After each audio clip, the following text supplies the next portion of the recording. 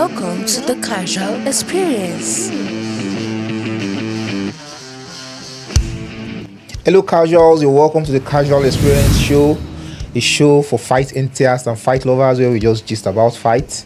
And this week is going to be a great week and has been a great week. We've been seeing confrontations, snipers of UFC 319 that is coming up, featuring Du Plessis, Still Knocks, our own South African machine, versus the boogeyman Kamzat, Chimaev, And on this episode, I'm with my friend GOC, the international soap magnet. Yes, sir. How far now? Yeah, man, I'm good, man. It's been a minute. Where you hide? I've been around the circumference of the MMA community, and the last time we saw was our watch party. Yeah, that was like 3 weeks ago. Yeah, 3 weeks. That's true. Yeah, we've not had the pay-per-view. Yeah, since then for like 3 weeks. Yeah, and we've been hearing news. New deal. The UFC. There will be no more pay-per-view. They signed an agreement with a platform called Paramount, where CBS is. They signed a new deal with them. Okay. Where they will, instead of the pay-per-view going on, it will be like the way CBS brings out their news and their programs. Okay. So you just, I think it's like a subscription-based kind of thing. The indices of that deal hasn't come out yet, but there will be great cards, but it will be like the way, let's say like golf, where you have four major tournaments, or like football where you have the UEFA Champions League and all those big tournaments. Okay. There will be like certain number of big events held, maybe like 4 events or so held in a year. I trust the UFC. They'll still do what interests the fans. You know now, they're all about money making. And you've heard of the Charles Fiziev? Man, I didn't like it. I didn't want to bring it up, but I didn't like it. I feel that you're bringing Charles now to be slaughtered. Fiziev is a dangerous guy. Charles wanted it. It was Charles that called for it. Why? Because he's in Rio, Brazil, and he's got to fight in Brazil. Oh. Yeah, he's got to fight in Brazil. He didn't care. Oh. He didn't want to know how they wanted to do it. In fact, for his star power, they were even like telling him to chill because like they want to put him on the pay-per-view. He said he doesn't care if it's a fight night. That he wants to fight in Rio. I feel it's too early because he's just coming off a KO. Yeah, it's first time being knocked out in his life. Yeah, wants to prove himself. Yeah, and UFC 319. You saw the embedded now. Yeah, and, man. This is episode 3 today. Yeah, it's episode 3 today, and the countdown. It's great, man, because I know that UFC 319 is a card that the MMA gods denied us of Aspinall Jones. They denied us of Topuria Islam. Yeah. So I think to compensate we MMA staunch fans, they gave us Du Plessis, Kamzat. And I'm begging Kamzat not to pull out. Please don't pull out. He won't. Not this kind of. Please don't pull out. This card it's like it's been written in the stars for it to be. Yeah, man. And rarely do you see in fights, it's just always like a superhero and a villain. Rarely do you see two bad men. Two villains. Ferocity is meeting greets. That's how I see this fight. Yeah, now it's like you've seen Deadpool now. Where Juggernaut and Fire Fist were fighting two bad men. I'm terrible with anime though. Yeah, no, about Spider-Man. Like okay. When Venom and Sandman were fighting. Exactly. You know, rarely do you see two villains, two odogus, like two staunch men. And it takes me to the first question. All right. Who is now the real boogeyman of that division? Very interesting. Everyone says it comes at, but if you look at it too, Du Plessis, this is going to be his third. Who would imagine when Du Plessis in the UFC? And before we started the show, you were saying something about the trajectory of both of them. Yeah, man. Can I talk about it? Yeah, talk about it. They actually debuted the same time during COVID on Fight Island. And it's so impressive of Du Plessis. I must give him his flowers that he built his way to where he is the current champion. He debuted on Fight Island, has been fighting, never ducked a fight, and has always been winning. Yeah. On the other hand, Kamzat has been having easy reasons to pull out. Well, he had his first 3 fights in the space of 2 months. 10 days. The first one was 10 days. Yes. The first debut, the next one was 10 days. Yes. So it was the rumor that by 2021, Kamzat is going to be a double champ. Not even a champ. That's a double champ. 21. That's as at 2021. Yes. And both of them have had 9 fights in the UFC. Yeah. Both of them, both undefeated in the 9 fights. Do you understand? And he's, as you were saying, Yes. he's had his first couple of fights. He had like his first 5 fights in the space of 3 years. Yes. And then he's not fought since. He's been fighting one fight at a time for the past since 2023. Yeah. One fight 2023, two fights 2025. I believe. Exactly, yeah. And he's not fought this year. And rumors has it that the setback could be likened to his exuberance. Are you aware that actually they're age mates? Yes, they're 21. Exactly. Are you also aware that couple of months apart? Do you understand? He's May, Duplessis is January. Their stats are almost. I was looking at that's Crazy. true. And this is ferocity meeting greet. Yeah. So I don't want to elucidate so much on the card because You we're see, coming there. when Right? I was even writing my notes too, that was the same thing I wrote, similar stats. And to give out stats to our audience, both of them are 31 years old. Dricus Duplessis is 23-2. Khamzat is 14-0. Yeah, undefeated Both undefeated in the UFC. Yeah, both undefeated in the UFC. And Never ducked a fight. never dug the fight. And you could just see, you can just see like this fight was just I don't want to be biased here, but permit me to puncture a hole in Khamzat's game right Yeah. here. I think Khamzat has been suffering things like being undisciplined, Yeah. Things like exuberance. Bro, that COVID got him, man. Okay, The shout out to COVID that. got him. Yeah, Like it damaged his health. vomit blood and Yes, stuff. you know there was a time he was even trying to make weight for a fight, Yeah. and then he just That's the went Kevin down. Holland fight. Kevin Holland fight. He was asked to stop weight. Yes. Yeah, I heard about that. And also he had issues with family issues. His child had issues with the kidney. Lesser men don't come from that. His was respiratory. Like he had respiratory health issues. Oh. Like we've heard of cases where you have to just retire. You just have to retire, no choice. And he's come back strong. I understand your point though, but let's go to their styles. There's the styles of fighting. Okay. Their strength and weaknesses. Why are you touching the main event already? Are we not concentrating? No, the men. Of course, we are starting at the highest crescendo. Oh, we are casual experience. I was for thinking we're God's going sake. from down up. No, we are going from up. All right, let's go, we are staying up. We are not even coming down. Oh, okay, let's stay. Other bouts will be built up to where we are. Let's stay. Okay, So, let's stay. How do you see the stylistic matchup? First and foremost, psychologically, I must give Khamzat his thumbs up. He was actually restricted from fighting in America. This is the first time he's fighting in America. Are you right? Yeah. Okay, try it down. Okay.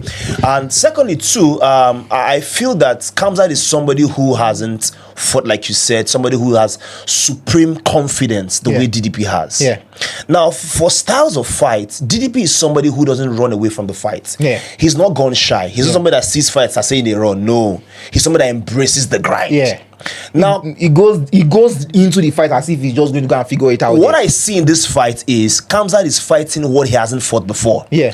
DDP is He's gone not back to his roots, you know. Good. He's not. He's I former watched it. wrestling coach. Yeah, I think his fight camp was somewhere around where was that big auditorium? I think it's in Russia. He's training with Pico too now. Yeah, so he's not DDP now. He's not trying to defend Khamzat's takedown. Yeah. He's embracing his takedown and he's wrestling Khamzat at his own game. Yeah. His coach said we're going to actually win him in his own game. And I think that's the best approach to fight a Khamzat Chimaev, because I personally feel that many people Khamzat has in fighting is, I know that he's going to shoot first round, so I'm kind of sprawl. I'm trying to stop the takedowns. No, I'm trying to engage with you. Let me shock you. Don't be surprised. I'm going to say 3 things now. Don't be surprised if the first round DDP shoots first. Don't be surprised if DDP finishes this fight and submits Khamzat. Yeah. And don't be surprised if he finishes it at round 4. In their both strengths and weaknesses, we could say Khamzat definitely is a stronger wrestler. All right. Yeah. And I saw both of them. They not confronted themselves, but they met in a hallway yesterday, and they respectfully shook themselves. And one thing I observed was, as big as Dricus was, Khamzat was bigger than him. Okay, I tend to disagree, because this is it. Khamzat is 6'2", height wise, yeah. Dricus is I think 6'1". Yeah. But in bulk, Yeah. Khamzat has more. DDP has bulk. Yeah. And I feel if DDP is on top of Khamzat, it's actually going to be a long night. Okay. He's not going to ragdoll DDP the way he did Whittaker. I don't think so. Yeah, so on the flip side, you mentioned their strengths. Okay. I'm going to go to their weaknesses, All right, individual weaknesses. Okay. For all the love I have for Dricus, I watched a couple of his fights, particularly the Darren Till fight, which was like 5 years ago. Yeah. And also watched the Derek Brunson.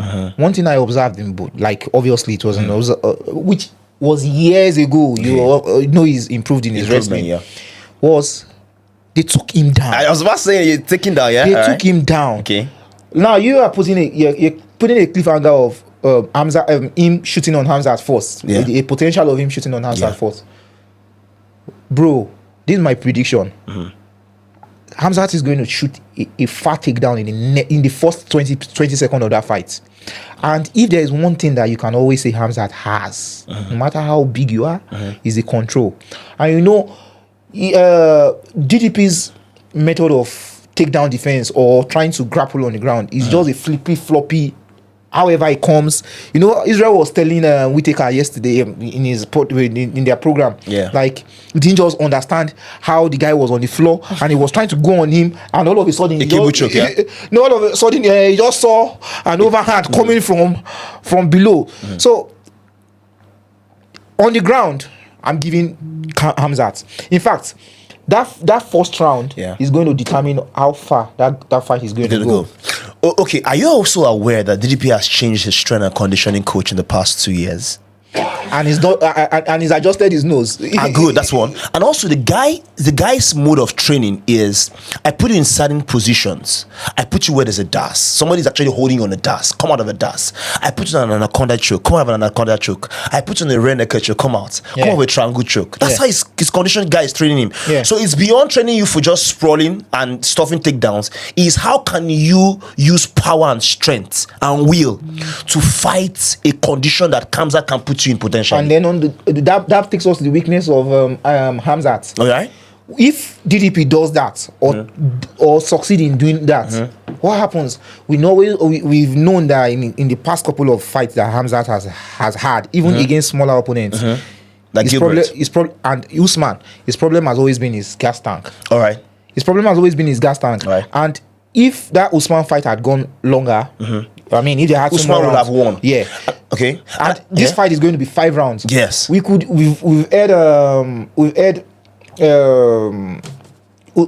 Nurmagomedov saying stand up, don't wrestle. He sees him as a better striker than DDP. That because if he wrestles all he wants to in that first round and he gasses himself out, then that is going to be a big problem. Please, casual fans, please permit me and just forgive my enthusiasm in this, because this card is crazy, right? So I see Kamzat not making this mistake again. If he makes this mistake, then his own loss. Then he's not going to be fighting his fights, because we know his fight is good. Coming in hot in the first round. What happens if you come really hot and you excite yourself and gas out and lose all your energy, and you can't fight the 3rd round and the 4th round and the 5th round? Now let me give you that. Let me give you the instant. Let me take you to aside from Usman, Gilbert Burns and Gilbert, who has survived that Marogin first round aggressive attack by Hamzat. And note this, everybody has been underrating DDP. We've not understood his style. Even Tom Aspinall was trying to describe what his style is or was or is. Nobody got it. Nobody seems to understand how he fights. But Hamzat now has had enough tape, like to understand that this guy is going to be awkward. This guy is going to be anyhow. If peradventure, which we know that DDP can be taken down, if peradventure it takes him down in the first round and it holds him down there and submit him, you don't see DDP can come up. You don't see a scenario that happens. Okay, no, so this is it. Now, first and foremost, on ironically from what you're saying, I feel that Kamzat finds it difficult to prepare for an unorthodox fighter. like DDP. The guy. No, when you say he finds it hard, that means he must have fought an unorthodox fighter and before Kamzat. No, DDP is the first of its kind, because he's rolling. Look at the way he fights. He's agraba. I can't study this guy. Where's this guy coming from? Secondly, Kamzat is a smart guy. Check out these 2 fights that went the distance. Usman and Gilbert. He didn't want to wrestle. Do you know why? They are good on the floor.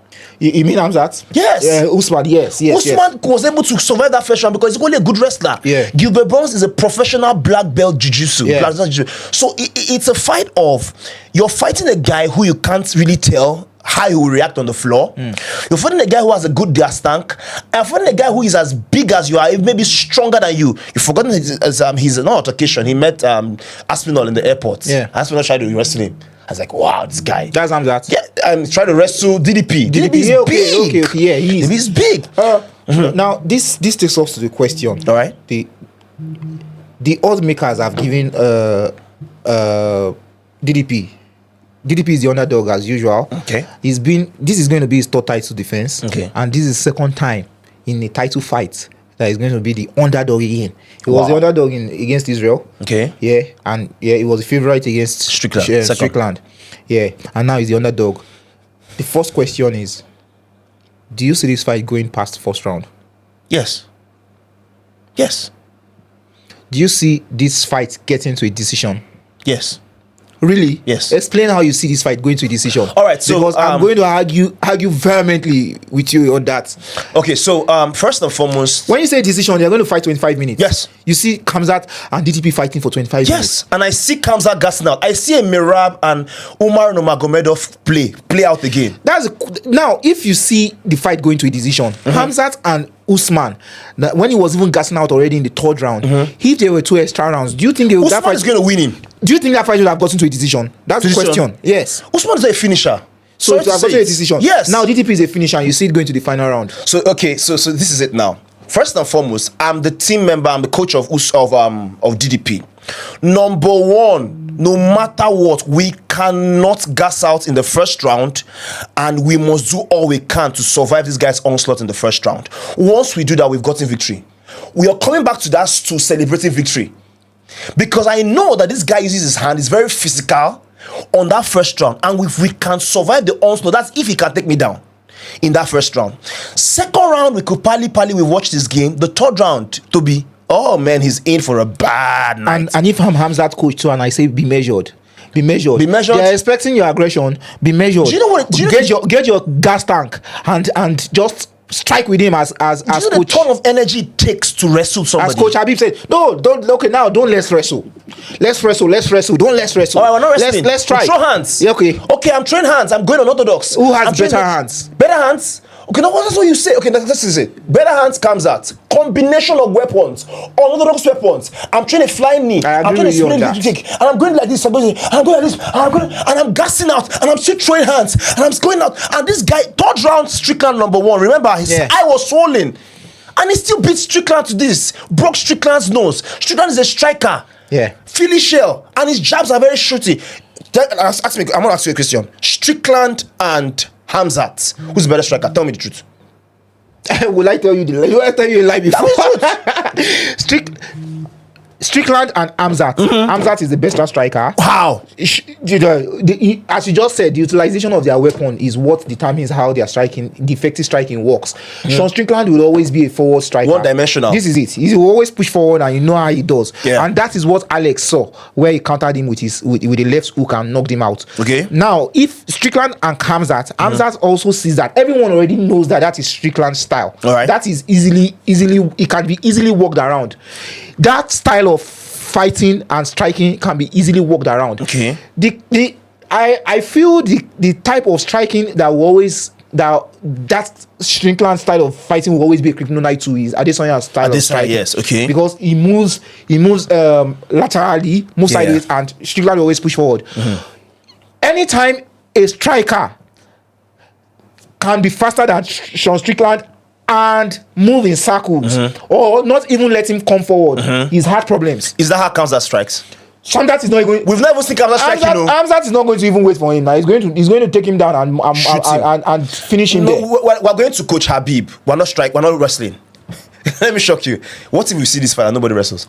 Nah, you can be 1000% sure that they'll be wrestling. They will always wrestle, right? Let's go to our prediction. All right.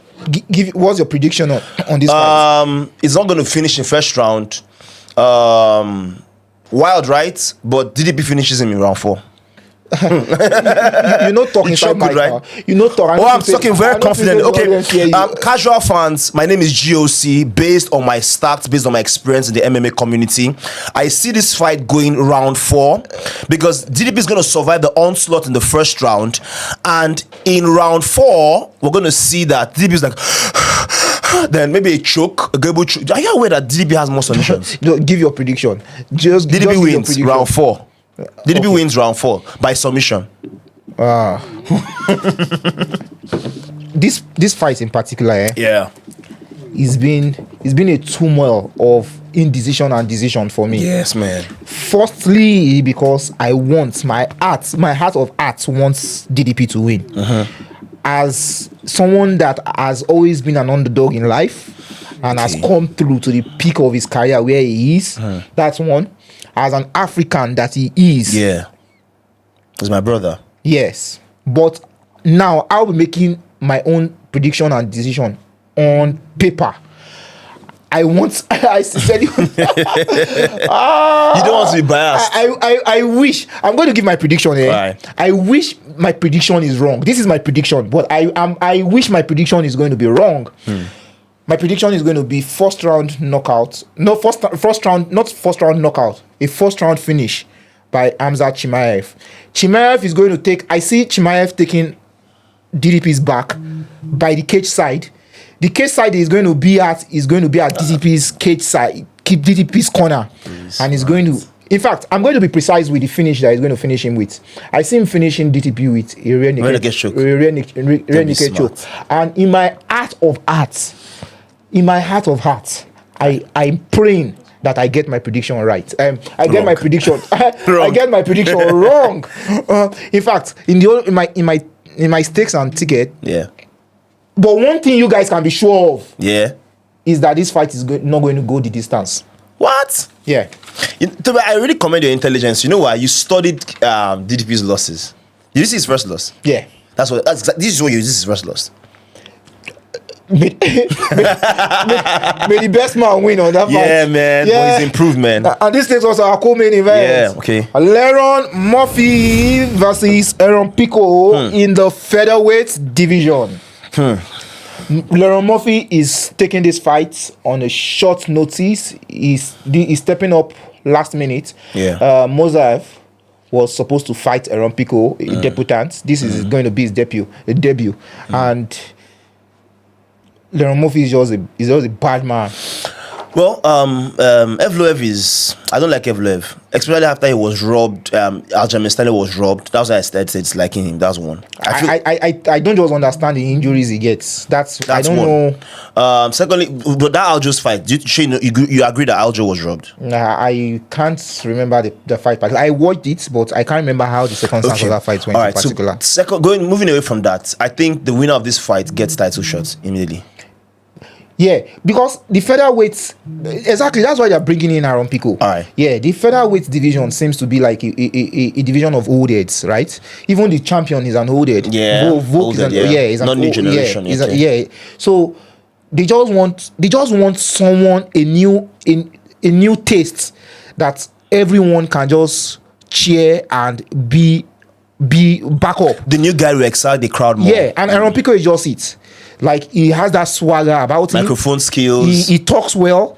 Like, he just has a solid fan base. And You're sleeping on somebody. Murphy. No? Who am I sleeping on? This guy is an embodiment of everything you're about to talk about. John Silva. Yeah, John Silva is like the Black Knight coming in that division. Yeah. He's like the one. No one knows how he's going to be, but I feel Diego Silva, Lopez he's going to test him. Yeah, we'll test Diego him. Lopez is going to test him. Yeah, and even before that fight, after that fight was booked, in my head I was just like, for all the shit that John Silva is saying, he's been the one saying a lot of trash shit. Stuff. Yeah, don't trash. I just feel that Lopez is going to school him. Yeah. He's going to school him, and that's fun that day. Okay. But for this fight, let me just give some stats before we talk about the strength and the weaknesses and their styles. Lerone Murphy is 34 years old. Wow. I didn't know he was as old as that too. Yeah, he looks younger. Yeah. He's 34 years old. He's undefeated. That guy has been tested in the UFC. He's fought all Barbosa, he's fought top dogs in the UFC. He's already had a taste of 5 rounds. He's had 5 rounds main events, and his style of fighting is just clean. Very clean. Yeah. That guy is just clean. Very I don't know. If you don't understand fighters fighting inside and outside, if you watch Lerone fighting, you understand that this guy isn't fighting inside. Whatever inside might be, this is not an inside. I'll explain what you're trying to say. It's a new generation fight. Did you watch JDM and Bella? Yeah. So I don't know how to wrestle, but I know how to fight my style to defend my wrestling. So what he was doing, he will fight and he will do like this. You can't stop a takedown with this. He has a perfect understanding of what Demetrius Johnson calls the void. That's that space between the fighters. Lerone understands it clearly. He will pick at you from outside. Yeah. And when you're looking at their stats, Aaron Pico on the other side is 13-4, but his hard losses, I think when he started his fight, his early career, they knew how good he was going to be or how good or the potentials of him, and they just rushed him early. Yeah. Those his losses. But he's the shorter fighter. He's the stockier fighter. His wrestling is another level. He's the one that has to enter. Yes. He has to come in to fight Murphy. Be the kryptonite, that kind of style. And he's got powers. I saw one of his fights. That guy has some badass inside elbows. He has some badass inside elbows. And he just makes one look like if this fight matchup. It seems the matchup seems to be like a perfect balance of univalent of opposite styles. Yeah, I said that's it. He's a striker. Murphy is a striker. Although with shout outs to Josh Emmett, I didn't like the way the decision went last time, but controversial. Yeah. Murphy is a very crisp striker. Yeah. Aaron Pico is known to be a wrestler. Good wrestler. He's even wrestling with this dude. I think he's worked out with this big guy, Aspinall, right? Wrestling with Kamzat. Striker versus wrestler. Great matchup. Everybody wants to see that. He has a lot of pressure on his shoulder to take away the O of an undefeated fighter who doesn't know defeat. I'm not really with vast knowledge about his game, so I'm likely going to tilt towards Lerone Murphy, 17-0. Is that going to be your prediction? That's what I'm going to go. Okay, this is what I looked at both of them stats properly, and I see Pico. He has a whole lot of pressure on his shoulders because he's coming from under promotion, and the past couple of people that have been coming from they don't survive. Chandler, but you look at it that Chandler and Pitbull, like they were more like over the hill when they came over to the UFC. Okay. They were like close to their curtains. Prime. The only person the only person that seems to like that is in his prime but also didn't perform when all hype was there. He was patching mix. Exactly. A couple of weeks ago, he came in and he didn't perform at all to all expectation. But I think this is going to be different. Yeah. What I feel is like the first round, this is how I feel the fight is going to go. The first round, Lerone Murphy is going to dance around as he usually dance around, and Pico is just going to try and gauge him, try to measure and try and just get inside him. Yeah. So which makes the first round clearly Murphy, and I feel Pico starts using his wrestling. Him and Kamzat are training together. Wow. Yeah. So then he starts using his wrestling and his grappling more towards the tail end of the first round, second round, and third round, which make this fight. One of them will be caught. I feel this fight going to the judges, and I feel Pico wins it. Okay. By unanimous decision. Okay, let me ask you, because I think I know I went to for Murphy, but I kind of resonate with what you're saying. Pico is a test to Murphy's being undisputed, all right? Yeah. There was what I was to say. Pico is coming from which promotion? Bellator. Oh, really? Yeah. Okay, so that's I think the ideal test, the litmus of Murphy's game. Let's see if he's really 16-0 indeed. And whether he's 16-0 is really 16-0. But that's Ojoro and then Pico too is going to be tested. Like, man, you are at this level now, the US level, and he has made a lot of mouth. Yeah, the way Bonico made mouth. Yeah, now show yourself now. Let's see you. Mm-hmm. Yeah, but I feel he's going to edge it. Yeah. And this is a man. GOC, this main card now banger of fights. Jeff Neal and Carlos. You didn't see it? Carlos, I saw it now. Jeff Neal is coming off a win over RDA. Yeah, which was like an injury to him. So then, Prates is coming off a loss. Yes.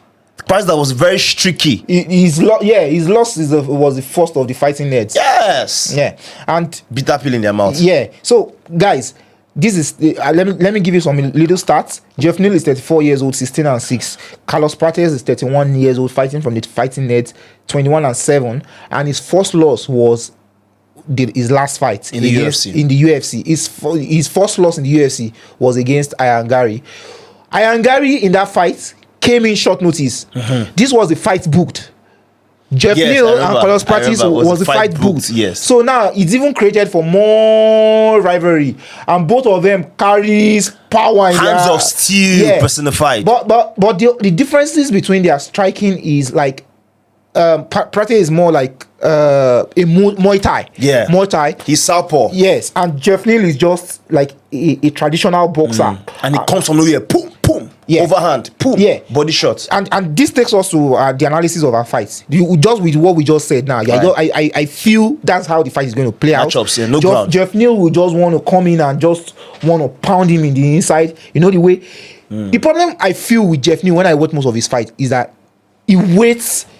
I feel he just waits too long. That guy throws some Heavy hands. sweet combos. Yes. And fast. Yeah, his head movement is good. He fights like Mike Tyson. Yes, he even has the perfect placement of body, but he just wastes too much. He waits too much for the perfect punch. And Prates is at this. He throws his punch at the end of his hand. Yes. He has that. He uses his Long, length against and just jab at you. Yes, I'm jabbing to the end of the cage. Yes. Then somebody else going boom, and it will hit you. So now with that, how do you think this? Both of them can crack, man? How do you think the fight goes? Jeff Neal has been finished. Shafkat finished him, and I was like, what? Because he was striking with Shafkat, and I'm like, Shafkat has seen his match. Then all of a sudden, boom! Now submitted him. I won't lie to you. I feel the fighting nets have done their assignment. Yeah. I think Carlos Prates gets this job. Yeah. Do you ever see it going on the unanimous decision? You know these kind of fights now. Both of them are both heavy hands. You expect, like even when I was watching all analysis and all predictions with people like other podcasts with their predictions, everyone seems to feel that this fight isn't going to distance. But right now, I feel I'm on form with my predictions. I'm giving a bold prediction here against GOC. This fight is going the distance. I'm telling you. And I see Carlos Prates edging it out. Yes. Just with his activities. 3 more strikes. His activities. So what is this Ngari round 5? Yeah. He has gas stand too. I was thinking that fight was going to go he was going to the fight before Hungary. He was throwing punches at the end of his Neo Magni. Not even Neo Magni. This Chinese guy. The first guy. Yes. So, and that guy has a durable body, and he still finished him. I was thinking the fight was going to get to the decision, but I feel Jeff Neal is. I don't want to call it durable. He just knows how to take a beating. Yeah, that's the right word. Yes, and he just knows how to take a beating. And I feel he's going his to hands are good, but he's not fast. He doesn't react fast. Yes, and this. What are you taking? Will they wrestle? What are you picking? Prates. No, there will be no iota. What is there will be no iota of wrestling in this one. That one you can guarantee. Look, if there is any odd or if there is any option, we say they wrestle in this fight. But guess what? Holloway and Poirier, they wrestle though. Who engage? No, when they do like this, when you say, these guys' hands are faster than me. And I've always said it. That Max always 10 seconds is like. It's like the ancient cowboys when he's like a gun draw. Yes, he does it like a gun draw. Yeah. And a gun draw is who is faster. He's not who is more skillful. Yeah, exactly. And Max Holloway in that division, he's the best. He's the fastest. In the fastest to throw competition. Yes, competition. He has the most significant strikes in UFC history. Yeah. So but when Poirier saw that this guy, I never even throw one. He don't throw me like 4. You won't knock me out in my hometown. Yeah. So this fight, I can guarantee that there will be no takedown. Prates is younger. Prates has longer hands. Yes. And southpaw. So I feel this fight is going to go to decision, and it's going to be Carlos Prates. And they'll be all bleeding. Yes, and this takes us to our fourth fights where we're going to be predicting. Before you came in and we had to dabble around, I didn't know the fight had been changed. Yeah. Jared Cannonier and MVP was what I had analyzed all through the night. So I believe the change was just in the morning. When you called me, I was like, okay, why is he calling me? I was like, okay, let me just check. I just checked. Like, okay, so you thought that was why I was calling you? No, I was like, maybe, so two things. Maybe you want to cancel the appointment, reschedule it. Then maybe you wanted me to just study harder. Yeah. So I was like, maybe, I just said. I didn't just even bother because I'd already done all my studying and everything. I slept off watching Hernandez their fight. Since yesterday. Yeah. So I didn't follow any updates till when we got This into morning, this. I just yeah. I saw it. I was like, I'd already done all my analysis. So why do you think they did that? Cannonier, it just has to be injury or something. It cannot be any reason because all fighter he can't go through the weight cut and get Cannonier is scared. and getting come on, stop that. Do you know Cannonier is the oldest? It doesn't matter. First five. It doesn't matter. Okay. It doesn't matter. No fighter that goes into that ring, they have that fear of what is to come, as every human being does. Like you want to fight who. There's an unpredictability to going into the cage to fight someone you've never fought before. Even if you feel you're bigger than him and you're going to win. Yes. There's just that stuff that I don't know what this guy has so far. Yeah, it comes as fear to them. It's not, they won't call it fear. It's what raises their awareness and their adrenaline, right? But no fighter is scared. In the olden days, they all had imposing fighters who like Rampage Johnson and all these Vanderlei Silva who are imposing and intimidating. Those ones you carry, they are walking, the way they come in with their chain and all, you could actually there is a factor of fear. Just like old days, Michael Tyson now. Mike Tyson, when he was coming in the old days, he comes into the ring all sweated up with his short socks. He has done mad shadow boxing. He comes in sweating. So when you that want to fight him, see him already sweated up and your body is still dry. Man, Iron Mike was a crazy thing, man. Those are people that but for Jared Cannonier, I don't think it's anything. It has anything to do. Shout with out fear. to him and even Conor. if you are going to now be afraid, I don't think is with MVP. MVP is not one that will knock you out with power. Is with a flashy something that will knock you out. Contrary to that, ironically, Cannonier has 3 knockouts in 3 different weight classes. Yes, so if there is any reason to fear, it's MVP that prances around that should have a reason to fear. So I think there is something up. Okay. And they replaced him with a Jacob Kilburn. Kilburn is 41 years old also. Wow. And he's how old? 38, 37? MVP is 38. All right. Okay. And do you know how good MVP is? Oh, are you telling me? See. Are you telling me? Do you know MVP? He starts is just 23-3. We've known him outside of UFC. Me, I particularly know him. The way I knew him was his highlights knockout. Thank you. Against Cyborg. Was it Cyborg? I think it was Cyborg. It was Cyborg when he imprinted his knee. Like he broke someone's skull. Yeah, I saw it. He broke his skull with his knee, bro. And he was just throwing Dragon Ball Z. Throwing Dragon Ball Z. And guess what? He's the only guy who's come out from a different promotion in recent times that has won his debut. Yes, and because his style of fighting is one that you can't just figure out. In fact, just the way a younger Wonder Boy. He's not even his own is a mix of Wonder Boy's style and DDP, and he just had to reach. Yeah, you can't 9 inches, 9 inches, more than that. He just does his legs, his hands, then his elbow that comes. Yes, he just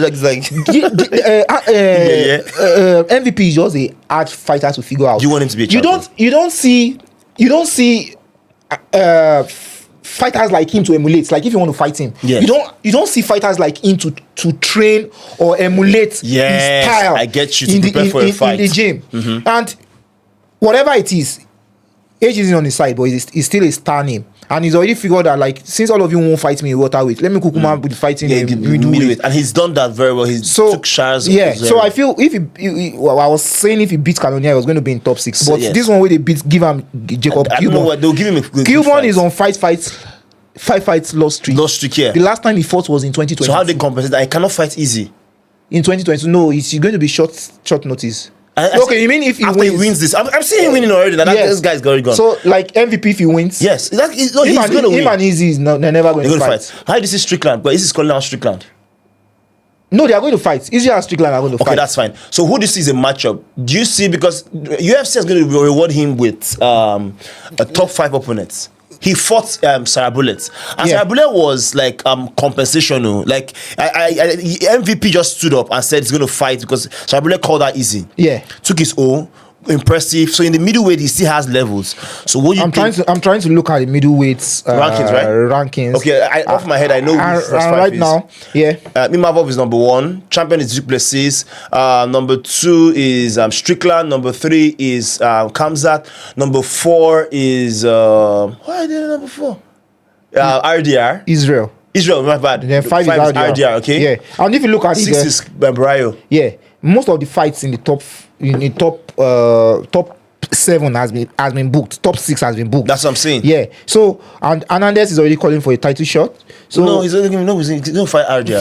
Fluffy, yeah, but like he's calling out for it. Yeah, like yeah, if the UFC are wise, they won't give him MVP. They won't give Fluffy Hernandez MVP because we know how he's going to go. So it's going to probably be if MVP wins. Brendan Allen is going to grapple him, so it might be him and a Whittaker, right? Yeah, Whittaker is that's going to be a good matchup, or him and Paulo Costa. He's going to win Whittaker again. Yeah, Whittaker has gone lost. So Jacob Cuban, yeah, and MVP. We see that as just a straight out, flat out win. Yes, back. Yeah, the dances. Yes, and then Team Elliott and Kai Asakura in the flyweight. Yeah. So Asakura is number 15. Elliott is, I think, 11. Asakura team has more wins by submission. So bad taste appeal is Asakura's mouth. What do you think? How do you think that fight happened? Yeah, this Asakura. I think when he came into the UFC, he came into so much hype, and they gave him the highest of all fights. Killer against Pantoja. We performed well in the first 2 rounds, though. Yeah, and that was bringing me to my prediction. Please. Tim Elliott is 38 years old. Okay. And he's not fought in a while. And the thing about all these UFC veterans, especially when they bring in new guys, is that they just always end up performing. But in this fight, I don't see Elliott, however he tries performing. They want to push Asakura. Yes, he has good height. Because there is a potential Japanese card against this other Japanese guy. One champion. No. There is a Japanese star in. Yeah, thank you. God bless you. I can't thank you. God bless you. What's that guy? Taisuzuru Taira. Yeah, I can't thank. It's thank you now. Thank you. I'm happy. I think thank you. I'm happy. Yeah. Yes. So can you imagine him and that would be big card, man. So that's big. I'm sure that's what they're targeting. That's what the UFC are targeting. And then we have a couple of good fights too. Which fight do you think really catches your? I've seen Jessica and Jiraj. I've seen as a good fight. Okay. No, I mean, which particular fight do you think is going to perform well? Bobby King Green is fighting the full Fluffy. Gerard Mechet is fighting Michel Jocek. These guys are gone already. Yeah, Chizupa is fighting Alexander Hernandez. That's the fight I'm going to see as it's the beginning of the prelim card. And Edson Barboza and Draker Cruz is fighting. Oh, Barboza is fighting. Yeah, Brian. I don't know. Brian Battle is fighting. Is the fight. Yeah, Battle is fighting who? Nosotin Rosibo. That's the fight. Yeah, and all this is that is the fight. That's the guy that Buckley almost knocked out. Now that's the 6-5. Yeah, that's the first fight of the card. Brian Battle of the whole card. Yeah, of the whole card. Early prelims. Really? Yes. Why do you put Battle is a star now? Well, no, he's a boarding star. So they use boarding stars beginning of the card, beginning of the prelims, and beginning of the main card. It should be beginning of prelims. They should put Battle. Battle's microphone skills. But beginning of prelims, they are using Chase Upa and Alan. Oh yeah. And beginning of the main card, they are using Kaya Sakura. So Brian Battle and he might just want to have an early bat and just go home. Yeah, they know what's up. Brian Battle and Nosaltin Rosie Boer. I know that guy. Yeah. He's a guy who this guy Buckley fought. Yeah. Buckley wrestled the hell out of him. Yeah. So well, folks, it's going to be a great card, and it's going to be a great fight night for we fight lovers. Watch party. And as usual, we're going to be having our watch party this weekend. The venue and time, location is going to be announced. If you've gotten to this point of the show, you know that you are really enjoying our show. And guys, we can just only thank you for subscribing. We can thank you for watching. We thank you for liking our videos. Kindly share with your friends. Thank you for your support in every way. Yeah. GOC. Yeah, man. Yeah. 319. Thank you, MMA gods, for granting us this one. Yeah, and we'll be having our EQ talks in the coming days. And on this show, it's a wrap, yo. Push. Welcome to the casual experience.